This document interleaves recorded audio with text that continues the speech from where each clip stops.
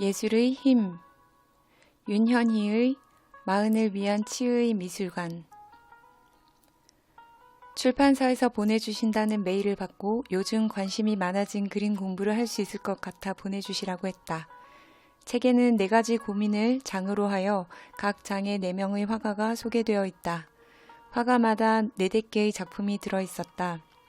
화가와 작품 소개에 더하여 이들이 겪었을 정신적인 고통과 그림을 통한 극복 과정이 담겨 있는 것이 좋았다.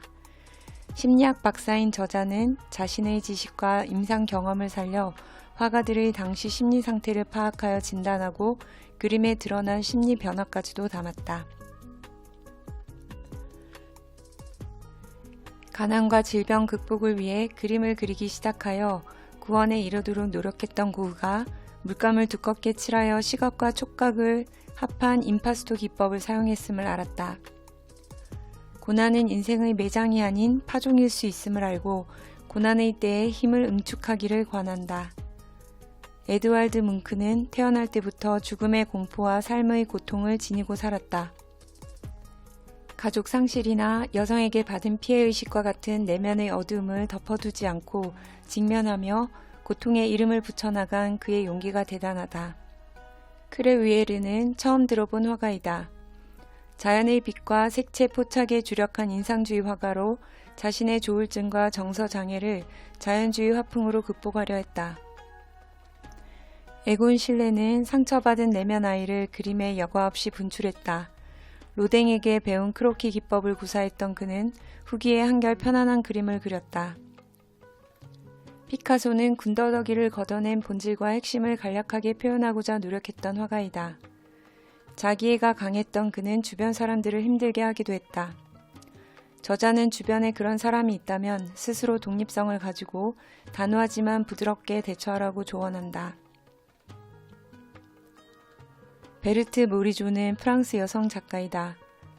가족과 남편의 후원으로 평생 그림을 그렸으나 독립된 작업실이 없었고 공식 서류에 무직으로 기록할 정도로 가면 증후군 양상을 보인다. 우리는 스스로에게 따뜻한 후원자가 되어줄 필요가 있다. 수잔 발라동은 ADHD 성향을 보였다. 미혼모의 딸로 서커스에 들어갔으나 부상으로 그림을 그리기 시작했다. 르누아르의 모델이기도 했고 에릭 사티와 연애를 하기도 했던 그녀는 파격적이지만 솔직한 그림을 그렸다. 폴 세잔은 은둔적 화가로 드로잉에 충실했다. 저자는 실패를 두려워하지 않고 목표에 이르는 과정을 즐기라고 조언한다. 세잔은 사망 1년 후 재조명 받기 시작하여 현대 회화의 아버지로 불린다. 에두아르 마네는 파리의 성적 문란과 사회적 위선을 비판하는 그림을 그렸다가 외설 논란에 휩싸이기도 했다고 한다.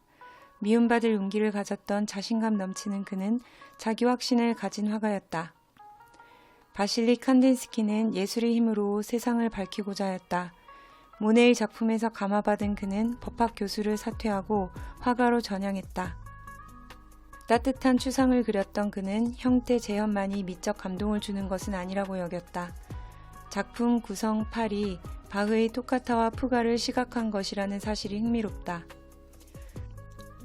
저자는 감정과 생각을 타인과 공유하는 예술을 공감의 통로이자 자아 확장의 계기로 삼기를 바란다.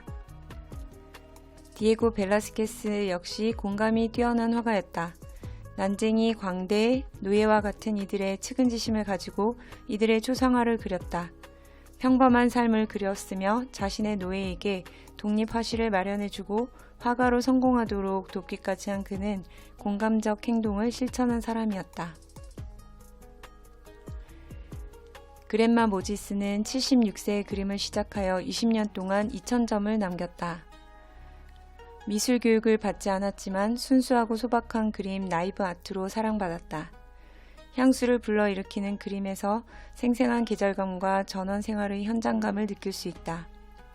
스스로 젊다고 느끼고 새로운 도전을 하는 사람들은 실제로 뇌의 인지 기능이 향상되고 신체와 정신이 건강하다고 한다.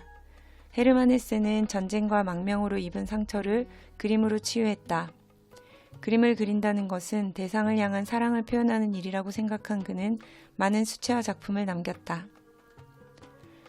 앙리 루소는 세관원으로 은퇴한 후 바이올린과 그림을 가르치며 생활비를 벌었다. 주말 화가라는 말을 들었지만 독자적 화풍을 완성했다. 평범한 삶을 불행으로 여기지 않고 스스로 정신적 풍요를 나타낸 사람이다. 구스타프 클림트는 숲속의 고독한 은자라 불렸다. 초록색이 주는 회복 탄력성을 인식했을까? 그는 나무가 가득한 공원이나 고즈넉한 마을을 즐겨 그렸다. 때로 고통을 잊기 위해 그림을 그리고 강인한 자신감으로 남의 평에 굴하지 않고 작품 활동을 했던 이들은 오랜 세월이 흐른 후에도 사람들의 입에 오르내리는 유명한 화가로 남았다. 요즘 그림을 그리면서 느끼는 거지만 그림을 그리는 동안은 무아지경에 빠져든다. 불행한 삶을 살았다고 여기는 고흐가 사실은 그리 불행하지 않았을지도 모른다는 생각을 해본다. 자신이 가진 약점을 그림으로 극복하고 때로는 좌절하지만 그래도 작품 활동을 지속한 덕분에 결국 인정받은 이들의 생애를 읽으며 스스로를 믿고 나만의 철학으로 세상을 살아가야겠다는 다짐을 했다. 과거를 살았던 화가들과 한결 친해진 느낌이다. 훗날 이들의 작품을 만나게 되면 반가울 것 같다.